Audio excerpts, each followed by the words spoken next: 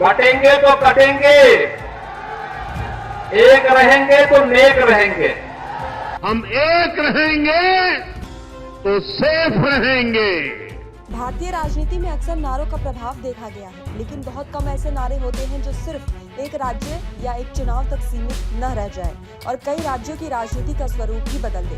हाल ही के सालों में ऐसा ही एक नारा सुनने को मिला, बटेंगे तो कटेंगे। बहनों और भाइयों, राष्ट्र से बढ़कर के कुछ नहीं हो सकता, कुछ नहीं हो सकता।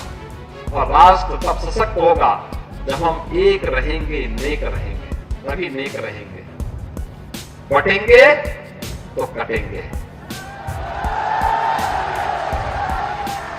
आप देख रहे हैं ना, बांग्लादेश में देख रहे हो ना, तो वो गलतियां यहां नहीं होनी चाहिए। बटेंगे तो कटेंगे, एक रहेंगे तो नेक रहेंगे। ये नारा कथित तौर पर पहली बार हरियाणा चुनावों के दौरान मुख्यमंत्री योगी आदित्यनाथ की एक जनसभा में उभरा था। शुरुआत में ये नारा सिर्फ एक राजनीतिक वाक्य की तरह दिखा, लेकिन समय बीतने के साथ साथ ये संदेश एकता बनाम विभाजन एक व्यापक राजनीति विमर्श में बदल गया। इस नारे ने न केवल हरियाणा में असर दिखाया, बल्कि महाराष्ट्र, दिल्ली, उत्तर प्रदेश और अंत में बिहार के चुनाव तक अपने प्रभाव की एक लंबी छाया छोड़ दी। इस विस्तृत विश्लेषण में हम समझेंगे कि किस प्रकार इस नारे ने जातिगत राजनीति, धार्मिक ध्रुवीकरण, सुरक्षा बोर्ड और विपक्ष की आपसी खींचातान का उपयोग करते हुए विभिन्न राज्यों में एनडीए के प्रदर्शन को नई दिशा दी है। तो बात करें बिहार, दशकों से जातिगत समीकरणों की राजनीति के लिए प्रसिद्ध रहा है। राजनीतिक पार्टियां अपनी रणनीति मुख्य रूप से जातियों के समूह पर आधारित करती है। कोई यादवों को मुख्य आधार बनाता है, कोई कुशवाहा, कोई राजपूत और कोई दलित मतदाताओं पर निर्भर करता है। लेकिन हाल ही में हुए बिहार चुनाव में ये समीकरण अचानक बदलता हुआ दिखाई दिया। एनडीए को कुल 202 सीटें मिली, जो बिहार के राजनीतिक इतिहास में बड़े बदलाव का संकेत है। बीजेपी सबसे बड़ी पार्टी बनकर उभरी और जेडीयू उसके साथ बहुत नजदीक रही। एक्सपर्ट्स का कहना है कि इस बार जातिगत आधार से ज्यादा एक व्यापक धार्मिक ध्रुवीकरण देखने को मिला और ये बदलाव उसी बटेंगे तो कटेंगे वाले संदेश के साथ मेल खाता दिखा, जिसमें जनता के सामने एक बड़ा नैरेटिव रखा गया था कि समाज अगर जाति संप्रदाय में बट गया तो सुरक्षा और स्थिरता खतरे में पड़ सकती है। तो वहीं इस तरह का संदेश ग्रामीण क्षेत्रों तक भी पहुंचा और चुनावी रैलियों में सीधे भले न बोला गया हो, लेकिन इसका संकेत हर भाषण में किसी न किसी रूप में दिया गया। ये पूरी कहानी हरियाणा से शुरू होती है, जहां कांग्रेस अपनी जीत को लेकर बेहद आश्वस्त थी। राजनीतिक माहौल भी यही संकेत दे रहा था कि कांग्रेस काफी मजबूत स्थिति में है, लेकिन चुनावी नतीजे आते ही पूरा परिदृश्य उलट गया। यही वो चुनाव था जहां बटेंगे तो कटेंगे का नारा सबसे पहले जोर पकड़ता दिखा। चर्चाएं कहती है कि ये नारा लोगों के बीच जातिगत भेदभाव छोड़कर एक व्यापक पहचान की ओर जाने का संदेश था।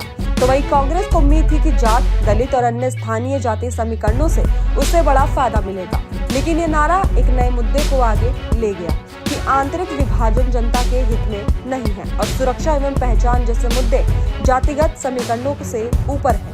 हरियाणा के नतीजे जैसे ही बदले, ये नारा पूरे देश में चर्चा का विषय बन गया। तो वही देखा जाए तो हरियाणा के बाद महाराष्ट्र में ये नारा और भी ज्यादा गहरा हुआ। यहाँ पर प्रधानमंत्री नरेंद्र मोदी ने भी इसमें नरम शब्दों में दोहराया, एक रहेंगे तो नेक रहेंगे। मुख्यमंत्री देवेंद्र फडणवीस ने भी इस संदेश को अपने भाषणों में शामिल किया। महाराष्ट्र में बीजेपी लोकसभा चुनाव में अच्छा प्रदर्शन नहीं कर पाई थी, लेकिन विधानसभा चुनाव में ये नारा पूरी तरह कारगर साबित हुआ और कुछ ही महीनों के भीतर बीजेपी को बड़ी जीत मिल गई। कांग्रेस और उसके साथियों की एक बड़ी साजिश से भी सावधान कर रहा हूं।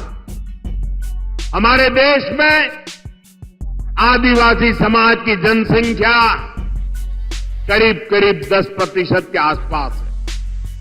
कांग्रेस आप आदिवासी समाज को जातियों में बांटकर, टुकड़े टुकड़े करके कमजोर करना चाहती है।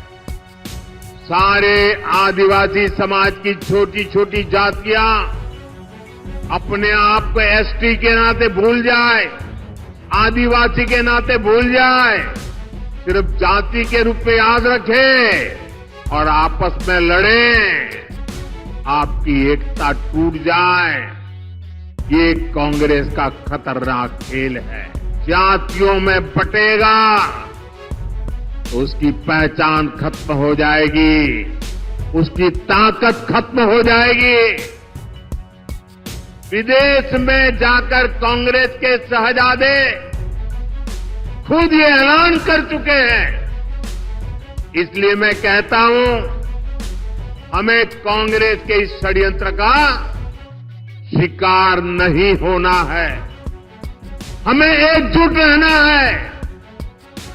और इसलिए मेरा तो आपसे एक ही आग्रह है, हम एक रहेंगे तो सेफ रहेंगे, हम एक रहेंगे तो राजनीतिक एक्सपर्ट्स बताते हैं कि महाराष्ट्र में नारा मराठा बनाम गैर मराठा, ओबीसी बनाम मराठा और हिंदुत्व बनाम सेकुलर जैसे मुद्दों के बीच एक राष्ट्रीय सुरक्षा केंद्रित विमर्श को आगे लेकर आया, जिसे जनता ने स्वीकार किया। तो वही दिल्ली में आम आदमी पार्टी लंबे समय से सत्ता में थी और उसे हटाना लगभग असंभव माना जा रहा था।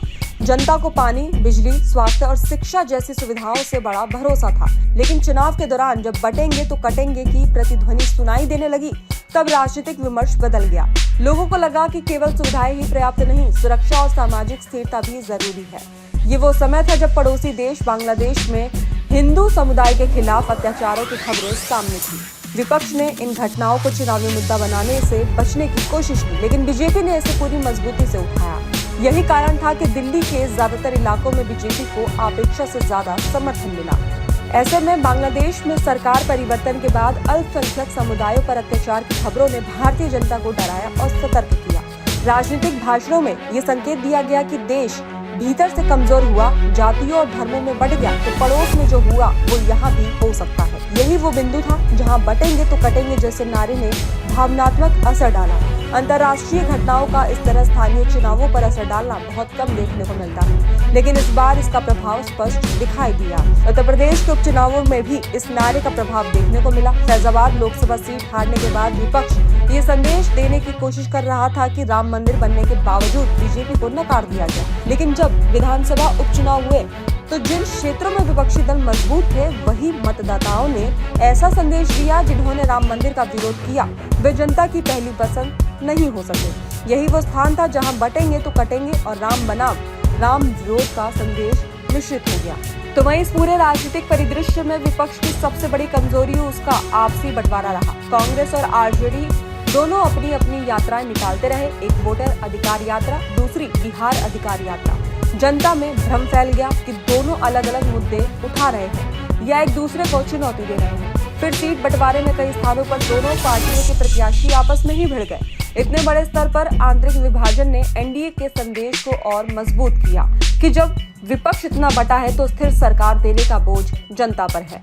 तो वहीं मुस्लिम वोट बैंक को विपक्ष हमेशा अपना पारंपरिक आधार मानता रहा, लेकिन ओवैसी को अति उग्र बताना विपक्ष के लिए उल्टा पड़ गया। मुस्लिम मतदाताओं ने इसे अपनी राजनीतिक एकता पर हमला माना और ओवैसी की पार्टी AIMIM को फिर से सीमांचल में सीटें देकर ये साफ किया कि वे अपनी लीडरशिप का अपमान सहन नहीं करेंगे। इससे विपक्ष का और ज्यादा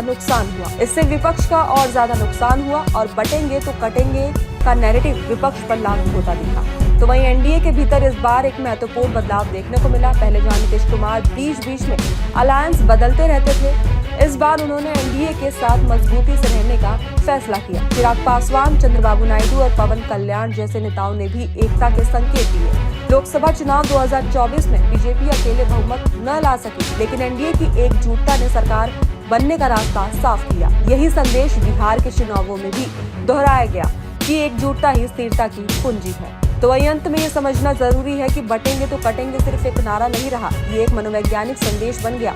हर चुनाव में इसने लोगों को जाति, क्षेत्र, दल और नेता सब पर सोचने पर मजबूर किया कि अगर समाज बटा तो भविष्य अस्थिर हो सकता है। बिहार की 202 सीटों की जीत सिर्फ संगठित प्रचार का परिणाम नहीं थी, ये उस बड़े विमर्श का हिस्सा थी जिसने देश के कई राज्यों में एकता बनाम विभाजन की राजनीति को नए सिरे से स्थापित किया।